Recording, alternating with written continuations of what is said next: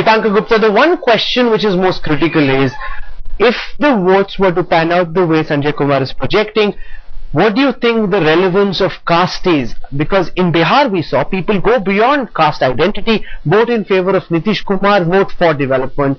Do you think people here have voted against Mayawati and risen above caste lines or not? I think first of all that the caste story is a little overdone. I'll tell you why. In any constituency, and in the best of times, the Yadavs are around 12 to 15% of the population. In West UP, the Jats are around 10%. Just to believe that every Yadav will vote for the other party is asking for too much. And even if there were two, there are too many other castes, who would spoil the game for them. So to think in caste terms itself on pure empirical considerations is not a good idea. We have to go beyond it. In the last election, as you noticed, it was the anti-Yadav factor, and the anti-Mulayam Singh factor that really worked. In this election, as we are talking about, is anti-Mayawati factor. But notice even here that in places like Sonbhadra and Lalitpur, it's quite likely that Mayawati may not do as well as she had done in 2007. However, in West UP she might do better, probably because of the Bhatta Persol incident. We also know that this time around, as in every other election really, but this time very, very self-consciously people want to vote for development. Now Rahul Gandhi could have capitalized on that, but for two things that went against him. One is, as you said, he wasn't the chief ministerial candidate, and number two, no matter which way we look at it, the fact that there was this problem in Anna Hazare campaign and so on and so forth, though Anna Hazare himself has been much discredited since then, that element was there, it lingered on. That there is corruption in the centre as well, there is corruption in Mayawati as well, and people are beginning to forget the Gunda Raj of Mulayam Singh Yadav. So what we really have right now is people are looking at development, hoping for development. Caste is not a simple equation as we make it out to be. It is much more complex. Remember, the Brahmins did not actually vote for Mayawati either, because Brahmins dominated in towns, and many towns in UP in 2007 did not vote for Mayawati. So that equation again, the Brahmins are voting Mayawati, now they're going to go back. I think all this is very simplistic. People vote because there are so many candidates out there of different persuasions. They come from different castes. There are always two contending people there.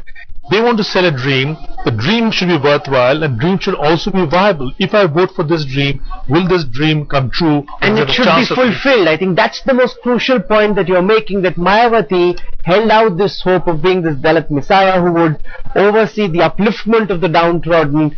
All people saw were these fancy statues being created. They didn't see much upliftment, and that seems to have turned the tide against Mayawati, Sanjeev, and therefore indicating that if now in India you wish to win elections, you have to perform or perish. That is it. Yes, absolutely. I think either you have to be a performer like a Nitish Kumar, so you come back, or if you have every equation worked out very fat like a YSR, and you come back. So there have to be some definite ingredients which unfortunately were missing in favor of Mayawati. So the Mayawati being voted out was looking clear, or was looking apparent once you were travelling through UP. Now the big question was, if she is to be voted out, who is to be voted in? So all the talk that, even I said and we all have said that how great Akhilesh Yadav, this young man, but he was able to sell that dream because there was a dream factory working behind him. He could capitalize on all the goodwill, all the party structure, all the base which the party really had built and very systematically nurtured over the past couple of decades. Rahul Gandhi was selling the same dream, but unfortunately there was no backup factory. There was nothing on the ground. So one person came, dream merchant Akhilesh Yadav, sold his dream, looked very appealing, young, educated, modern, traditional, everything, all of that we have repeated. And when he went away, there were people doing follow-up. And here unfortunately for Rahul Gandhi, he was really a little bit of a paratrooper, but he became more. He campaigned extensively, but there was no backup, there was no follow-up, there was nobody to carry the dream forward. And so that's what explains the big dichotomy between the Congress and SP performance, I think. Yes, thank you very much. This is a very good point you made. You see, in the best of situations, parliamentary democracy should not be personality driven. But in our country, unfortunately, that's not the case.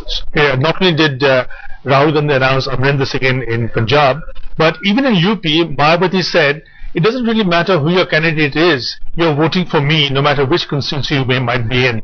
So the personality factor is very, very important, which is why Rahul's absence in UP as a person who's there to stay is probably going to work